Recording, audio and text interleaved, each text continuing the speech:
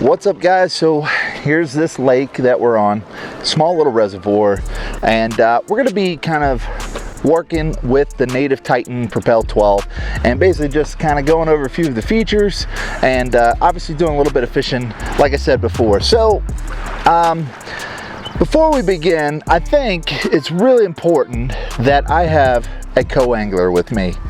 So let's bring out and introduce you to Calvert the duck dog.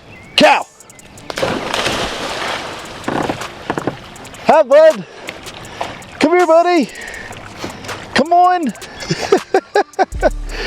Cal, what you doing, bud? That's all we wanted to do. Cal just wanted to swim. So Calvert is actually he's nearly a 3-year-old American Yellow Lab, and he is a duck hunter.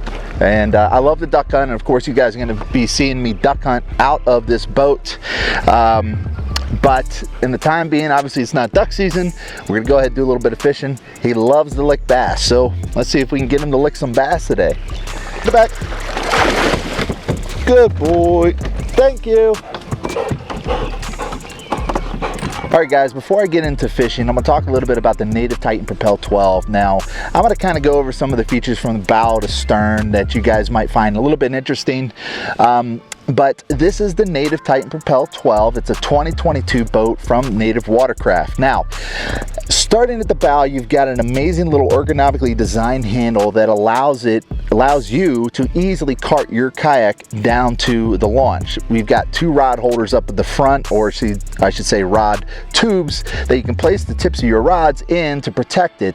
You got an amazing hatch, and what I mean by an amazing hatch, you have a lot of room. This hatch comes with a little bucket tray on the inside that allows you to throw whatever it is you want. Right now I've got my rain gear, I've got my scales, I've got tools and things like that all strewn about, and still very organized because there's so much room in there. And then as we're making our way up, we've got the Propel drive. Now if you guys have never paddled or pedaled one of these drives, I can tell you right off the bat, it is a maintenance-free, butter smooth drive, which is all anybody ever asks for when you're talking about a drive. So the Propel drive, you know, amazingly made, as well as butter smooth, easily to be brought up, put back down in case you are running near a stump or you're running on rocks or something like that. So it's easy for you guys to get the drive to come up and come back down. And then we make our way back. We've got 2 gear tracks that pretty much run the length of the boat. And the gear tracks, you can put anything you want, such as GoPros, such as paddle holders, any Yak'd mounts that you have on it, obviously your graphs and things like that. We've got 2 scupper plugs up at the front, and what's great about that is they come with scupper plugs. You know, so you got your normal scupper holes to allow the water to drain out in case you're in a rainstorm. You got paddle drip, shoes bringing in some water.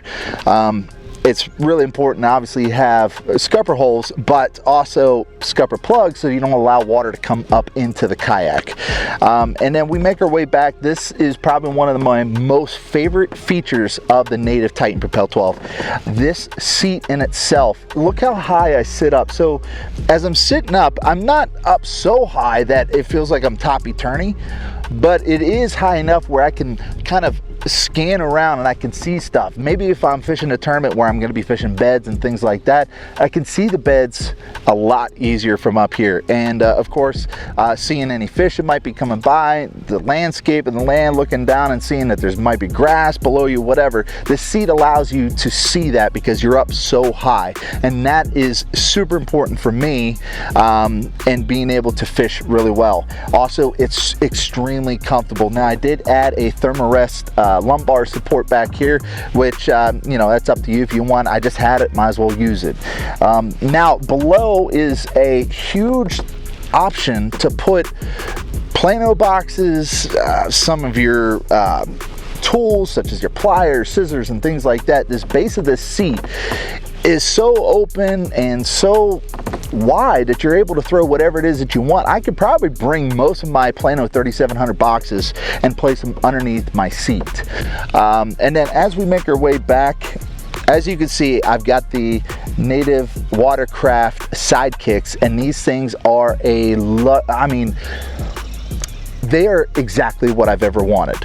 in a kayak. I want to be able to just go and park at a spot and then go ahead and load everything up and then cart it down, so I'm not either, number one, holding up the launch while I'm trying to put everything on my kayak, and then number two, it's just easier to be able to cart on down, take the sidekicks out, start floating, come back, put the sidekicks back on, bring your boat right up, you're not in anybody's way, and you get in and out as quickly as possible.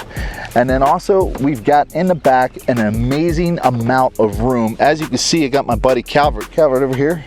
Can you look over here? Hey Cal, right here? Yeah. So this is Calvert, and like I said before, he's a duck dog, and he's got plenty of room back there. And like I said before as well, is that we're going to be duck hunting out of this thing this year. So I'm really interested to see how this thing works in the cold. Back? Oh, you just need a drink? Sorry. So now we're going to talk a little bit about the hull design. The hull design is something extremely special because obviously for us kayak fishermen, we bring everything we can on this boat, and we've got a lot of money tied up, and obviously we don't want to have this thing tip in and things like that, or we don't want to feel uneasy, unsafe in it, you know, that toppy-turny feeling that you might feel in certain other kayaks. And the reason why I brought him along is because I wanted to see what it felt like to have him in here moving around, but at the same time fishing or possibly hunting when that season comes up. And right now I can tell you that him moving around on this boat, completely fine. Like I don't feel toppy-turny, don't feel like I'm gonna fall over, don't feel like I'm gonna you know, really uneasy situation. That's extremely important when we do get to duck hunting and we're in sub-zero temperature and the waters are near freezing. So it's super important for me to be sure that I'm gonna be staying upright. All right guys, I think I talked pretty much everything I want to talk about, and I think it's time to do a little fishing. Now this lake, not known for big fish, but hopefully we still catch some fish. Let's go fishing, huh? Calvert, you want to lick some bass? Yeah, you want to lick some bass? We're gonna lick some bass. We're gonna put this drive down and head on out.